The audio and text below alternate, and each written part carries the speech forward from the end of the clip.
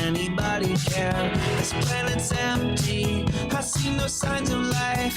Please don't tell me that the human race did not survive. There are no people in the future. There are no people. There are no people in the future. No people at all. There are no people in the future. Where did all my people go? There are no people in the future. Let me try my people call. Where are all my people?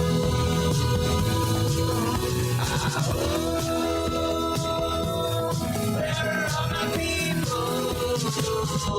I guess I'll fly away. Hey, everybody, welcome. Yes, it is Monday, April 17th, 2023. Welcome to Raging Chicken's Out to Coop Live. This is Kevin Mahoney, creator and founder of Raging Chicken. On Out to Coop Live, we talk to progressives, activists, and troublemakers of all sorts right from our own backyards and across the country. You can join us also at the end of the week for our Friday Politics Roundup, where we break down the good, the bad, and the ugly in state and national politics. And you can get all our shows by subscribing to our podcast on Podbean, iTunes, Spotify. Look, wherever you get your podcast, well, there you can find us. And you can help support this show by becoming a patron for as little as $5 a month. Head on over to patreon.com/RCPress today. And look, you can help out the show right now. Head on over to our YouTube channel if you're not there already. Smash that subscribe button, like the stream for this show, and hit that notification bell so you know every time that we go live.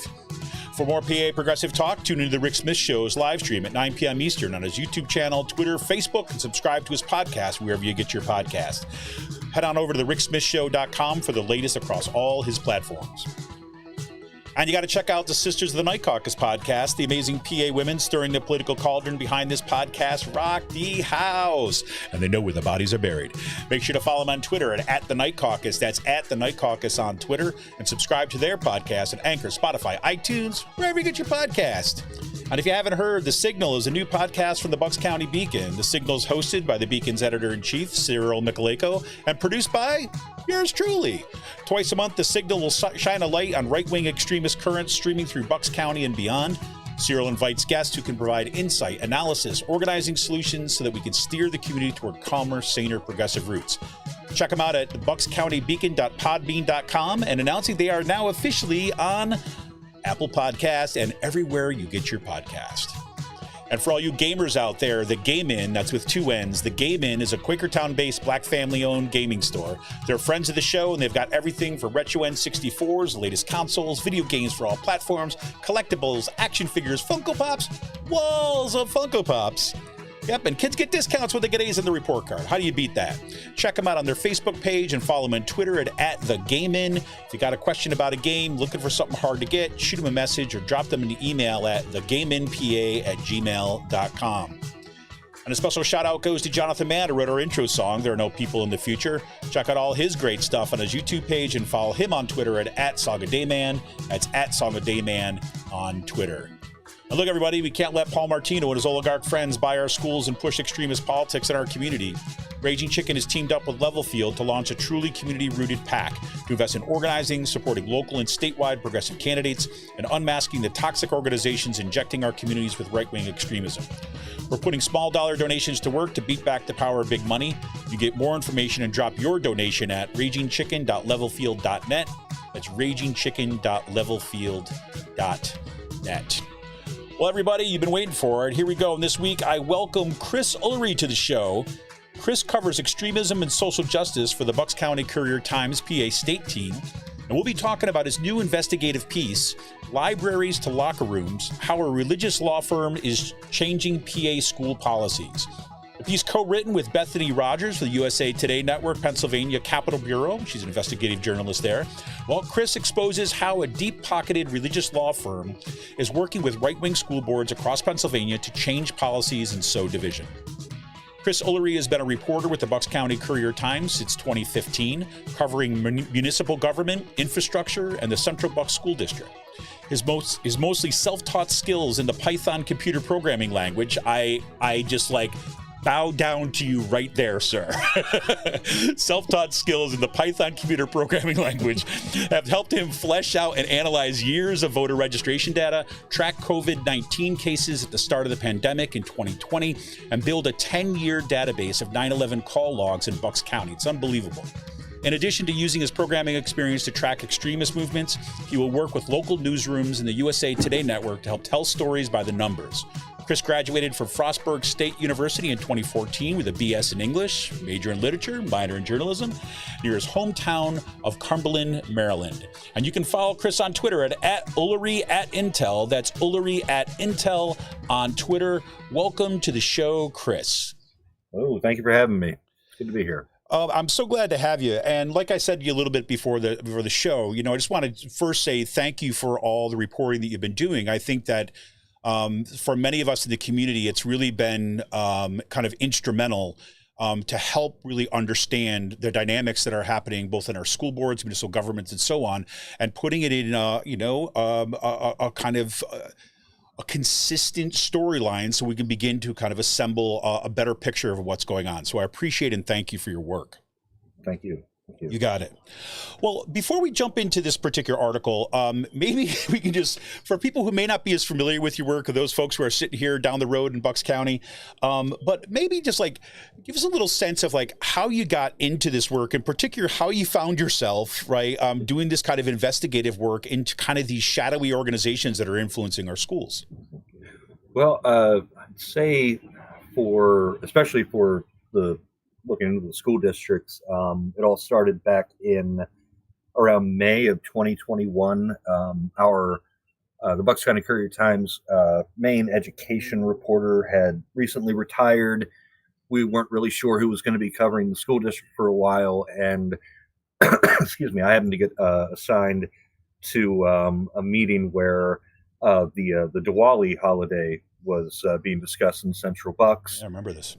And there was a lot of backlash that came from a committee meeting where it turned into a discussion on how is the district going to handle holidays in general, and some questions about how Jewish holidays got added was raised, and that led to a lot of community backlash saying, the district was avoiding this and making anti-Semitic comments. And from there, to me, that was kind of the very first domino for Central Bucks, even though it was just where I was came in, because it was after that there was the meeting where the previous school board president, Tracy Suits, got ousted from her position at the end of the month, and then the board had voted to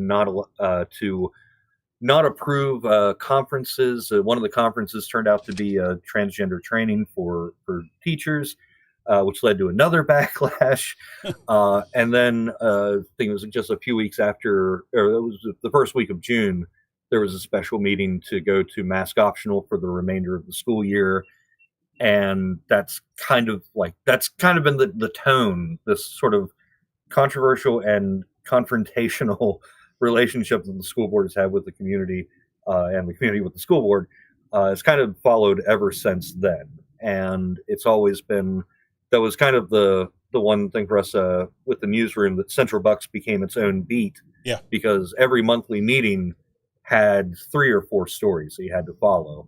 And, school boards from a reporter standpoint, before the pandemic, they were not interesting.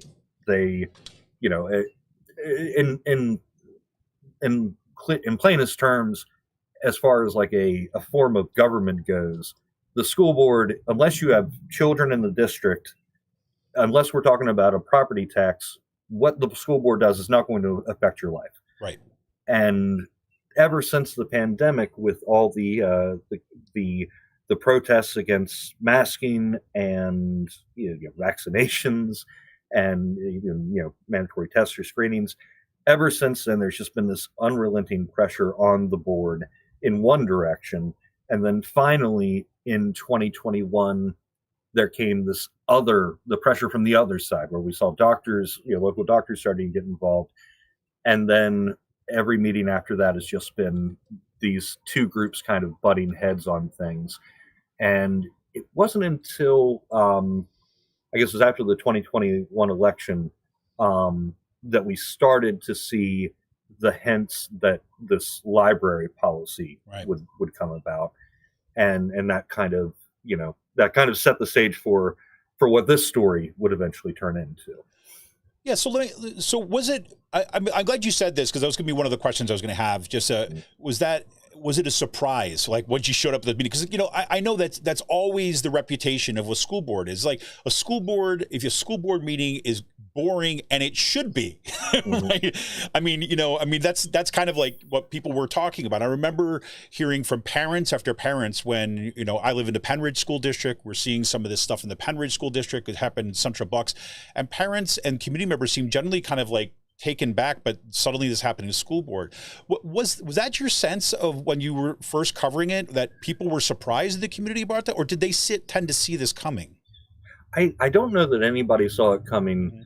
Whenever I first started working for the Courier Times, I was the municipal government reporter. And so there were plenty of times where I'm in a situation where it feels like I'm in an episode of Parks and Rec. And that's my area. That's where I feel comfortable. And then it felt like, to an extent, kind of like that as I started listening to more school board meetings. But I went back actually one day last year. I looked up, went through the meeting minutes of the past 3 or 4 years, and I cataloged the start and end times of each meeting. And before the pandemic, before April of 2020, more specifically, the average meeting time for a Central Bucks board meeting was somewhere around like 40 minutes. And after that, it was 2.5 hours. Yeah. So I don't know that anybody really could have saw it coming. I mean, who can see the pandemic coming, for one? Sure, fair enough. And I think it just, I think that probably what nobody saw coming would be how long this would last in this district. And it's not just in Central Bucks, of course, but it is one of the largest school districts in the state, third or fourth. It kind of varies depending on the enrollment year. But it is I think it's become a special target for certain groups because it is so large. If you can get something done in Central Bucks, then a smaller school district might feel emboldened to do exactly the same thing. And I think that's why the focus has been on Central Bucks so much. Yeah, so, and I could totally see where that leads eventually to kind of where you end up in this piece. I mean, again, this is not the first time you've reported on this, right? But this latest piece, this is the result, as you say at the onset of the article. You talk about this. Look, this started as a project back in January. We decided to start writing all these right to know requests to try to figure out kind of what's going on. So, kind of two questions were there. So, what got you to the point where I know that you're working in conjunction with Bethany Rodgers from the USA Today Network's Pennsylvania Capital Bureau, and decided to write these right to know requests, but not just for Central Bucks. You're looking at kind of across these PA districts. So I guess there's two things there. One, what got you to that point? Say, yeah, this is what we need to do to figure out what's going on, and then secondly, maybe take us into, let's look at those two organizations like PA Families Institute and the Independence Law Center, a little bit of who they are as background. But we'll start with first, what got you to that point to go out down the road of right to know requests? So what originally started on my side, it was a little bit before I joined the state team. I received a call from someone who said they had a friend who still worked in Central Bucks, and they had documents to give me. And it was about the library policy. When the library policy passed in July, one of the things that the superintendent and a few of the board members said was, this isn't going to go into effect until we have our administrative regulations. And those are things that the board doesn't have to vote on because they aren't meant to go outside of the scope of a policy that does have to be voted on. But we never heard anything for months after that. And so finally, whenever this person calls me, they send me over a draft of the administrative regulations by the library coordinator, Melissa Berger, and then another later draft that seemed to cut out a whole lot that was on there. Like a requirement to read the book before a decision can be made. And in that updated draft, I learned from a story a few months prior to this to start checking the metadata within a document. And that's how I saw the name Jay Samick appeared on the author of this new document. Mm-hmm. And I couldn't figure out who Jay Samick was. I went as far as looking up the last name Samick in the voter database for the entire state, just trying to find somebody near Central Bucks. Yeah. And I only had one real match to it, but I also got a little bit of confirmation when I found Jeremy Samick, an attorney with the Independence Law Center. He was quoted in an article from LifeSite News. It's a religious news organization. And in it, on November 2nd, he had said he had read through the documents. Or I'm sorry, it was on November 8th that published. And he said he had recently read through the documents. And here, this document was made on November 2nd, I think. So that kind of tied, the light bulb kind of went off there. And I thought, okay, well, this is probably the guy that wrote it. But I don't know that. Right. So coincidentally, there was a committee meeting, policy committee meeting that same week. So while I was sitting there, somebody brought up just in passing, like the administrative regulations, and I thought, I'm going to write an email to their public relations guy, and this is the way I get into it. So basically, we got to January before they finally got back to me, and they said the administrative regulations are in place, but we don't post them online. So I put in a right to know request. They gave me the administrative regulations. This time it was a different author in the metadata, but the Samick draft and this official draft were identical, which confirmed it for me that Samick was responsible for this one. And then that's where I confronted the district. And then before they would respond to me, they sent out a mass email saying, "Oh yeah, the board's invitation. We invited ILC to come down here and review our policies, and we're going to post them all online for you to see." Classic crisis management strategy, right there. Yeah. It was pretty interesting. But as far as the larger project, a lot of that credit has to go to Bethany Rodgers. I am what do you call it? Lazy. Get out of here. Yeah, right. Okay, whatever. I'm not buying it. Sorry. She had an idea. She said, "I wonder if there are other districts with this group involved." And around the same time, I just so happened to be looking into Pencrest School District in Crawford County that was passing an almost identical version of their library policy, Central Bucks. And so I thought, let's put them where we know they're at. ILC was confirmed to be in Hempfield School District, I think Lancaster County. And so we had a handful of school districts. And after we sent out a few right to know requests, then I realized, hey, what we ought to do is we'll get the PEN America Banned in the USA report, because that has numerous school districts throughout the country, and wherever a school district shows up, that's where we'll put our right to know request in. So we expanded it to about 33, I think, and out of those, about probably half of those responded with something.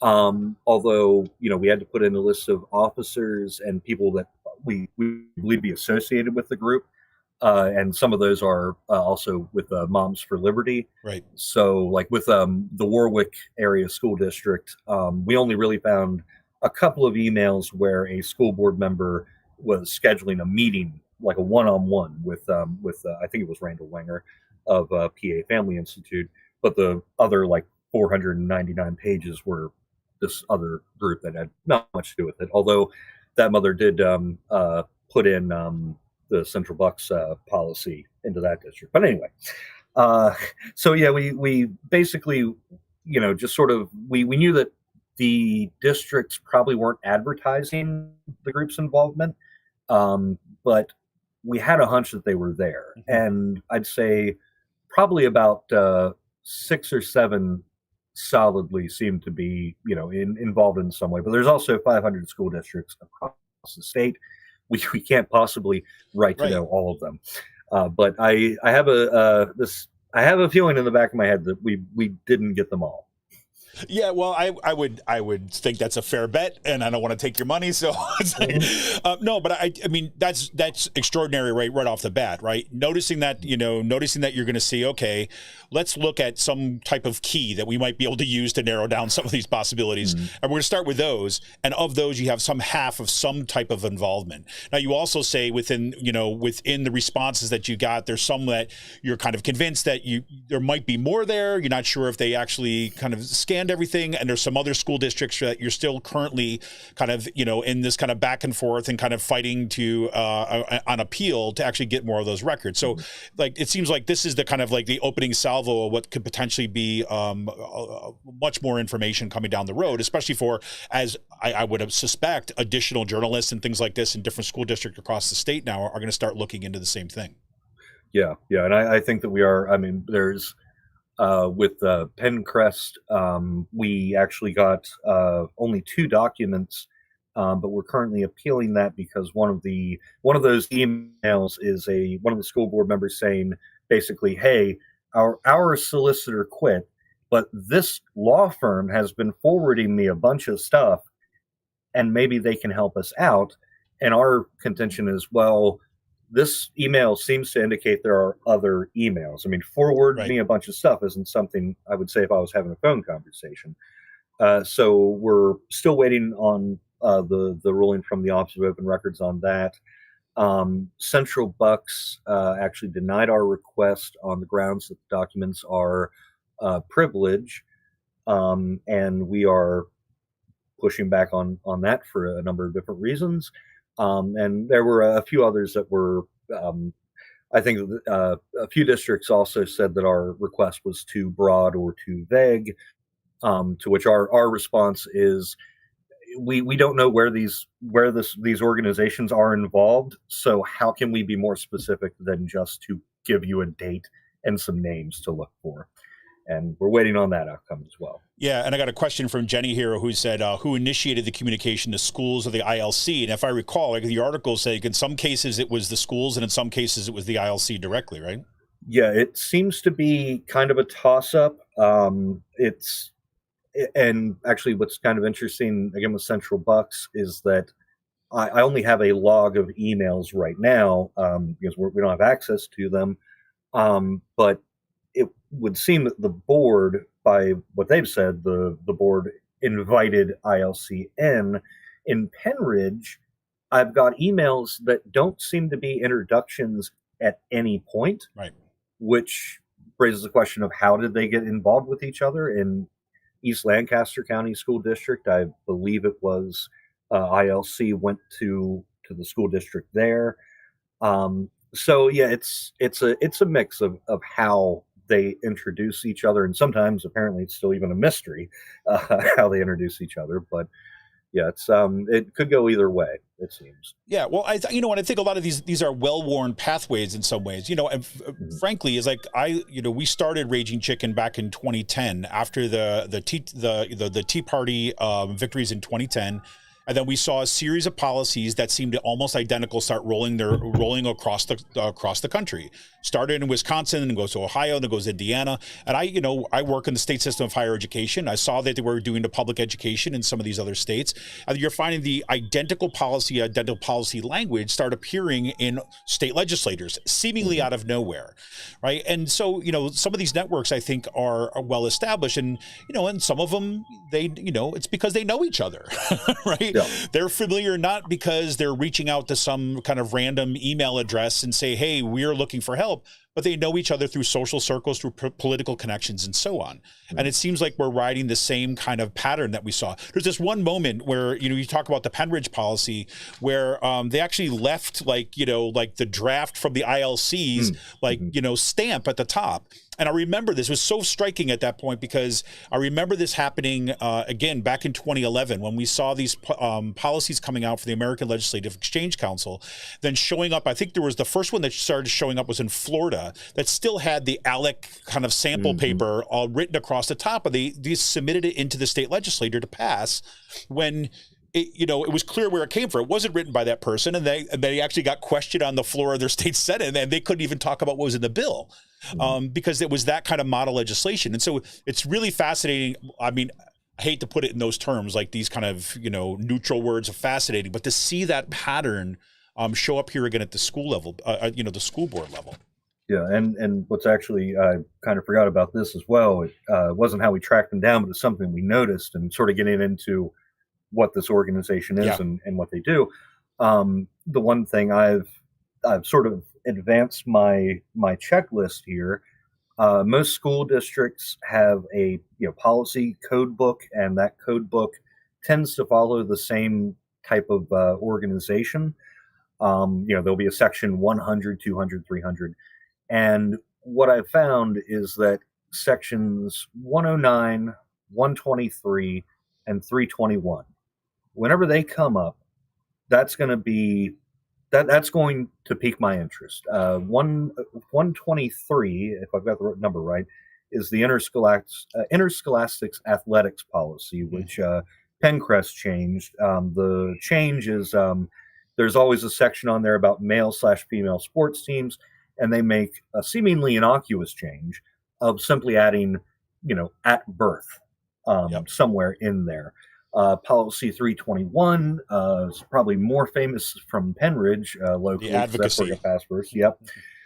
Which also, one thing I found very odd about this whole thing was that Policy 321 came up in Central Bucks right about almost before, Penridge had passed its Policy 321, and Policy 321 seems to be born out of Policy 160, which is in the story that Samick sent to Joan Cullen, the president of the school board in Penridge at the time.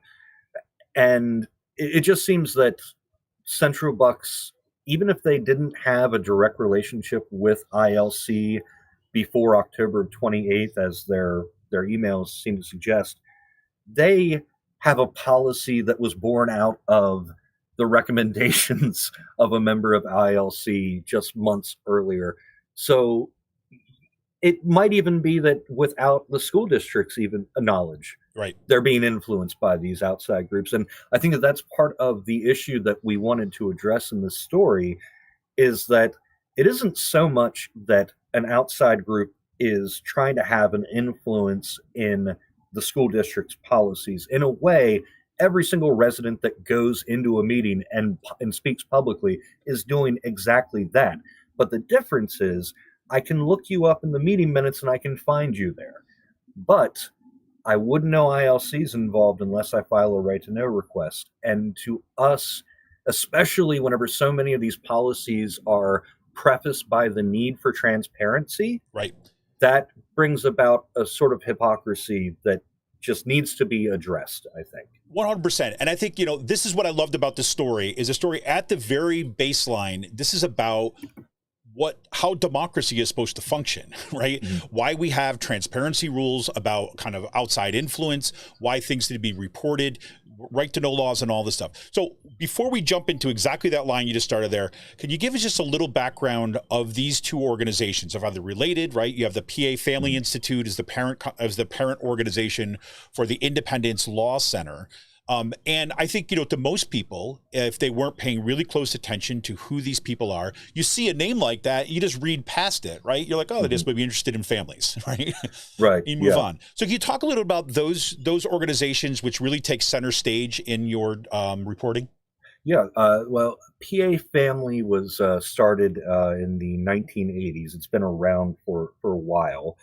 And honestly, I had never heard of it until I got to this Central Bucks issue here. However, I think it was around 2009, I was talking to a researcher with the Southern Poverty Law Center. I told him I can't find any information on the nonprofit for the Independence Law Center. And they said, well, it appears to be a program within PA Family, so it doesn't actually have to have its own filing. Yep. However, the earliest we have is that the leader of PA Family, Michael Gear, at one point around 2009, mentioned the ILC and sort of introducing it for some lawsuit. And they've been involved back in 2017. There was a case in Boyertown area school district There was, I think, a transgender athlete or transgender student, I should say, wanted to use the locker room facility of the gender they identified as, and ILC took the district to court over a policy that allowed that, saying that it violated the personal privacy rights of, I believe it was just one student, and then the Alliance Defending Freedom got involved, and they had a couple of other students add on to that. Ultimately, it got they won in a lower court, but an appeals court overturned them, and then they tried to take it to the Supreme Court, and the Supreme Court wouldn't hear it, so it kind of died on the vine there. But they go after the policies that I've already discussed there. PA Family itself is focused on religious liberty and traditional family values, these kinds of things, and they have PA Family and the Family Research Council, they prefer to describe themselves as completely unrelated to one another, but a lot of people seem to consider them connected, at least in some way. And as I point out, I think it was a 2011 post from PA Family, they referred to them as Family Research Council as their sister organization. It is a national group that kind of seeks to do the exact same thing that PA Family does. They've been designated as an anti-LGBTQ hate group by the Southern Poverty Law Center for their support of things like conversion therapy and just general dehumanizing rhetoric. And it's something I've kind of noticed with PA Family as well. They fight back on there was a executive order, I think it was in 2020, to against conversion therapy and supporting gender affirming care, and they viewed that as an attack on people who are struggling with their sexuality.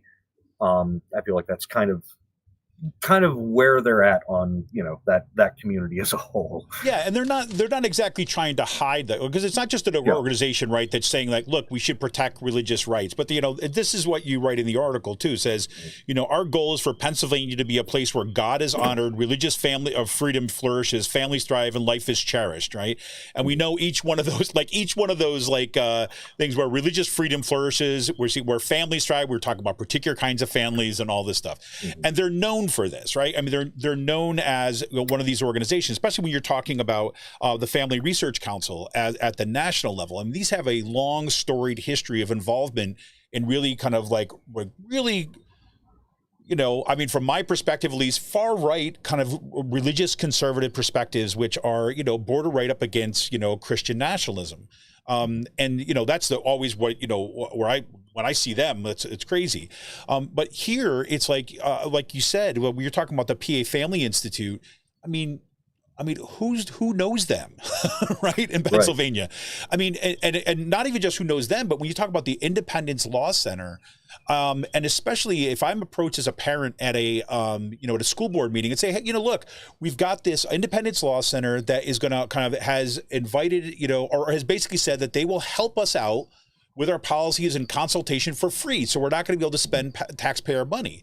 And meanwhile, this is a branch, or as you said, a project within this religious organization that is designed for the purpose of going after these kinds of policies and basically changing policy for its worldview from the ground up. Mm-hmm. And I think it's also really important to note that ILC, they make a point of offering their services for free. And while, that has the boon of being a savings to a taxpayer, that also puts them into a kind of a gray area when it comes to right records requests and what they have to vote on publicly. I think actually this is something else I kind of forgot about there, but in our emails, we do have some from 2019 in Eastern Lancaster County where Samick is explaining that, we changed these administrative regulations here back in 2019. And the thing is, the board doesn't have to vote on administrative regulations. That's why you never heard of them. It was being asked of a new superintendent. Mm-hmm. And it just, you take that along with the fact they work for free. they fly under the radar, and that really should be, I think, to an extent, troubling to some people. And it's also not just ILC and PA Family. There's another organization. I've actually just been looking into them the past couple of days. There's the Thomas More Society. They're going to be funding a coming lawsuit against the Pennsylvania Department of Education for a series. It was basically an anti-racism teacher guideline that the Department of Education put in last year after the those new changes there. Yeah. And so far, Penncrest, they voted to join this lawsuit. I think it was last week. A couple weeks before that, I believe it was Laurel School District in Lawrence County, and then I believe it was the Mars Area School District in Butler County have apparently all joined this thing. It hasn't been filed yet, and I'm just going by what I could gather from the Penncrest meeting, from what their attorney was explaining. But it sounds like it's going to be on the grounds of free speech. And as I look through the Thomas More Society, it's a religious liberty law firm. It seems to be going about the same way. Oh, right. The head of that society also was involved in a lawsuit in Illinois in 2016 over transgender students using locker rooms. It repeats itself, and they're not alone. And while Thomas More Society and PA Family, or the Family Research Council, as far as I know, have no ties together, I think that just kind of speaks to how popular this is for some organizations. It's a playbook, right? I mean, it's a playbook that is kind of circulating in discourses that it's not necessarily like it's one organization that's breaking it all up and it's this big Star Chamber conspiracy or something like this, but it's nonetheless, it's within that kind of, I don't know, the circulatory system of these groups of folks, and this is one thing that we've tracked quite a bit on the show is I mentioned to you before the show, we have Alyssa Bowen comes on every few months. We have her on from True North Research, and they document a lot of these interconnections of dark money funders of organizations like this, right? Because my mind immediately goes to that next stage of the question. I'm not asking you this necessarily. I don't even know if you've looked into this part of it, but I say, okay, if you have these similar agendas happening for these different kind of organizations, and you've got a law firm, which my guess is those lawyers that are working for that law firm are not necessarily doing that out of the goodness of their heart. My guess is they're getting paid pretty good money for what they're doing. But, but put that aside. So if they're going to get paid for it, they're getting paid for someplace. They're not doing it pro bono for themselves. Where's that funding coming from? And you even mentioned towards the end of your piece is like the PA Family's reported revenues rose from about $1.3 million in 2015 to more than $2.2 million in 2020, according to its tax filings. Right. So that's only going up to 2020. So we're seeing that there's money flowing into these networks somewhere. Right. So that's that's kind of a little bit of a sidetrack there. But, I look at that stuff and look at those threads of what is kind of making its way into down to the level of our school boards. Right. So let's get into some of just the specifics of it. I realize I'm keeping you longer right now. I'm looking at the clock. I'm like, oh man, here we go. So, but I want to get into some of the examples of things that you found, and you've already mentioned some of them. But if you had to highlight some of some of the key findings, or maybe things that surprised you the most of what you kind of uncovered, could you take us into a couple examples to help folks see how this thing, how these organizations work? Well, I think to me, I feel like the Penridge example was probably the most surprising for me as I was looking into it. But Bethany actually had the Eastern Lancaster County one. And the fact, we really lucked out by getting this email from 2019, because our right to know request didn't go back that far. It just so happened that somebody wrote an email asking about it, and they had to forward that email over to them. But one thing that she did find in there was that I guess it's a theory a little bit, but there's a suspicion that, a lot of the outrage that had been riled about, and everything stemming from locker rooms in East Lancaster County, that a lot of this seemed to be, the community outrage seemed to be prodded in some way by PA Family And then the ILC came in and said, hey, we can represent you for free. And so some of the people that were on the board were of the opinion that they are creating the very outrage that they're seeking to quell. I can't really say for certain. I haven't seen exactly that in other districts, but from some phone calls I've made, they're not the only district that thinks that. It's what I can say right now, but yeah. Interesting, because I mean, so I can imagine just so people hear that, right? So you'd have in that case, right, the East Lancaster, you have PA Families Institute, folks kind of representing there, helping stir up the controversy, right? Mm-hmm. And they say, oh my God, now we've got a controversy. We need to figure out some kind of legal strategy to deal with this controversy. Oh, lo and behold, here's just happens to be a law firm that's wants to come in and help you out, right? Yep. And so it's kind of creating demand for, that you're already planning on filling. And that's absolutely fascinating. And there's some other instances too as well, where I could, and again, this goes a little bit beyond your reporting for here, but I could see, I believe it was in, I don't know, what was it, Cumberland County, where you had the woman from Moms for Liberty was also on the head of that on the board. Emily Krebs. She is, she's part of the PA family, but she's also the Dauphin County Moms for Liberty chapter head. Dauphin County. Yep. And that was something we found kind of early on, and then we realized we should probably make sure if there's any chapter heads of Moms for Liberty in some of these counties, we should probably add those to the list, because I don't know so much that they're working in tandem, but we do see a lot of overlap from these groups. So, and I think that the Warwick emails kind of help establish that as well, because we have that policy from Central Bucks, from the Moms for Liberty. At the same time, the PA family is trying to organize meetings with a school board member.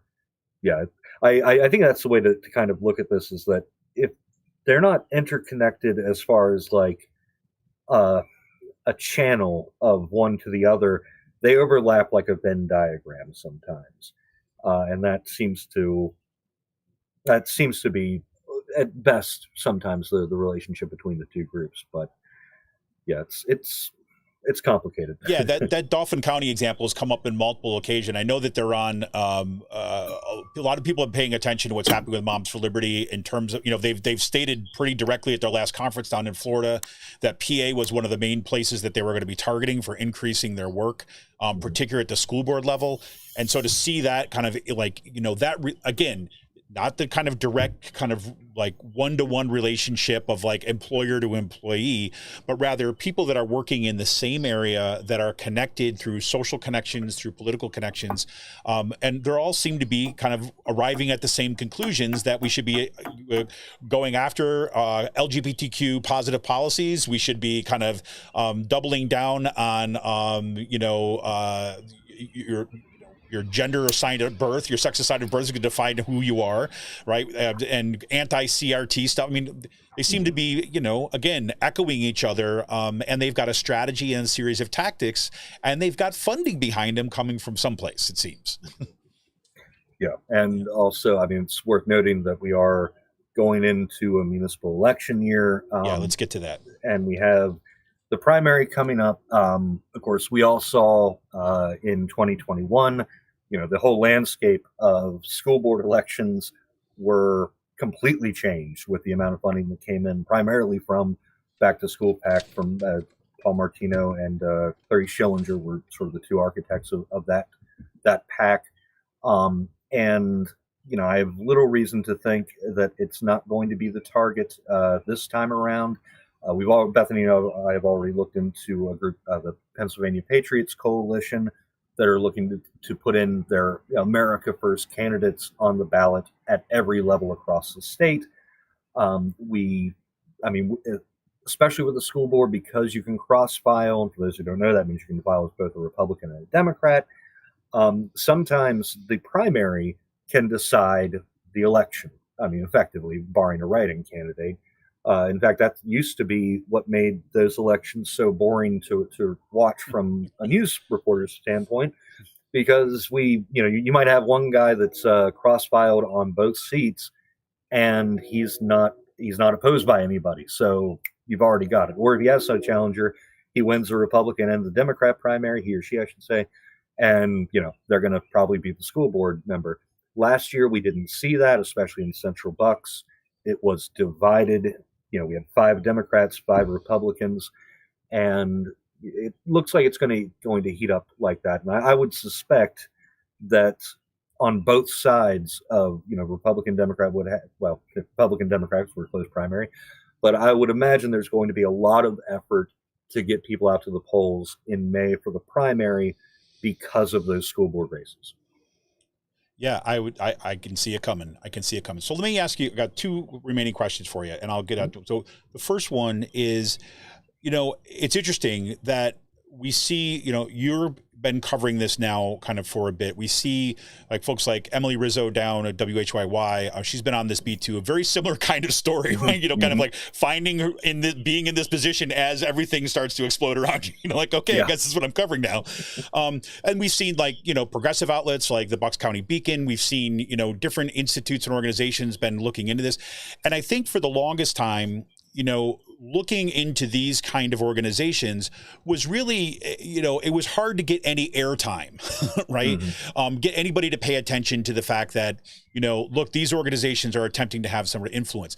That seems to have gone away. And correct me if I'm wrong, but it seems to be this kind of recognition that there's organizations like this that are playing a kind of an outsized role in some of these really local elections.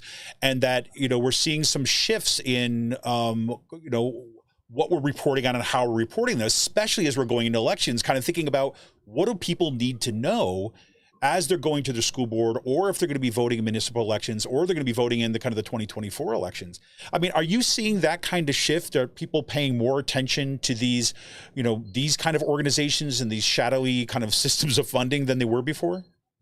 I think so. I think, ironically, to an extent, a lot of that attention has to do with, as I referred to it before, like in Central Bucks, and we saw in other districts where you had this constant pressure on the school district against pandemic policies, and it seemed like every meeting had somebody there making that the issue to focus on. And now that the pandemic's kind of waned, a lot of those people would rather us not talk about everything that's going on. And in a way, I think that they kind of help, build their own Frankenstein monster here, where now everybody has this focus right on these school districts. And, it's to an extent, I'm sure that there are a lot of school board members out there that really just want to go back to, our most controversial vote should be whether we're raising taxes. But, you have this political machine at work that isn't going to allow that. Right. And as long as that is present, then there is going to continue to be this laser focus on it. It's kind of the only way that this is going to stop is if all sides of that political machine just shut down completely and let school boards be school boards. But I don't think that's going to happen anytime soon. Yeah. So now, cause the last thing to leave us with is that, so then now you're looking at your readers, you're looking at people that are living in these communities, not just here in Bucks County, but across the Commonwealth, who are just maybe starting to tune into this stuff or becoming aware of all this. And I was in Kutztown last night where Alan Gratz was there. After his book, 2 Degrees, young adult fiction on, say, climate change, was supposed to be read by all middle school students in that school district. And then they shut it down because you had a few people basically saying they didn't want kids learning about climate change, right? So they banned the book basically, but this is a pushback and people become aware of it. And so there's a lot of people I've talked about in that community, talk with folks that are here in Bucks County, who are just becoming aware of this. What do you think people should be informing themselves of or be aware of as we're going into these municipal elections? What do voters need to know? What do citizens need to know? What do the communities need to know to understand the push and pull, what's influencing decisions of our school districts and our communities? Well, it's really difficult to get yourself educated it's become like a soap opera. If you aren't following if you haven't been watching for 10 years, you're not going to know what's going on next week. And to an extent, it is very difficult, but not impossible. Best way to do, of course, is to support your local journalism. 100%. But apart from that, make use of your school district. Probably has its minutes and its agendas up online to see. I think the short answer is participation at all parts of the democratic process is the best way to inform yourself, and that means going to meetings or at least keeping yourself up, up on what's going on at those meetings, and just doing your best to sort of pick out what sounds true or false as far as what's said at the public meetings. We hear, especially for book bans, and I will say this as literature major, don't listen to anybody that hasn't read the book they're trying to get rid of. If they say we haven't read it, then they don't know what they're talking about. Right. And you can probably just let it go. I get angry about that one, but 100%. Well, listen, Chris, like I said at the top of the show, I appreciate you coming on the show, but more importantly, appreciate the work that you're doing. All thanks goes to you and to Bethany Rodgers for the work on this piece, and work to everyone out there. Like you said, I mean, this is all the more reason to support local journalism, right? Because that's where the rubber is hitting the road right now. And I think for too long, my ending commentary, for too long, a lot of people are just focusing on what's happening at the national level, and it left a big vacuum open for the kind of shenanigans that we're seeing happening right now. But it's not just shenanigans as little trickster pranks. It's one that's having like direct impacts on families and communities. So we need to make sure that we're going to keep that journalism supported. So Chris, thank you so much for coming on tonight, and thank you for all your work. Absolutely. And one last thing before I go. Please remember, they don't have to be right. They just have to be loud. 100% right there. Exactly. They don't have to be right and have to be loud. All right, everybody, this has been Raging Chickens Out to Coop Live, having Chris Ullery on the show. Chris, it's been an absolute pleasure. Remember, you can follow Chris at Ullery at Intel on Twitter. Check out all his work, Bucks County Courier Times. And also, wait, now is Philly Burbs, now is that a rebranding kind of central location we're going to find a lot of this work now? Yeah, the USA Today Network, we used to run everything out of the Go Erie because it was the largest paper, but that kind of left everything in Erie, and people from Bucks County don't like seeing somebody from Erie in their paper, so now they're using a bit more of Philly Burbs is an old website that the Bucks County Courier Times and the Intelligencer used to have. We used to have a weird infighting before I got hired. I don't understand it. But anyway, basically they took the two websites, put them under one, and it also solved some technical issues that we were having with one of those sites. But anyway, that's a long version. Yeah, well, fantastic. Thank you. Yes, we're getting lots of kudos there. Great show, great reporting for Chris and Bethany. Yes, so do check out all his work. Do check out, again, you follow him on Twitter at Ullery at Intel. That's Ullery at Intel. Check out all his work on phillyburbs.com or the Bucks County Courier Times. Once again, Chris, thank you so much for joining me tonight, and can't wait to see what you got up your sleeves next. Thank you very much. All right, hey everybody, thank you for tuning in tonight. This has been Kevin Mahoney, creator and founder of Raging Chicken. Remember, you can help support this show by heading on over to patreon.com/RC Press. You can Patreon for those $5 a month. We'll be back soon, everybody. See ya.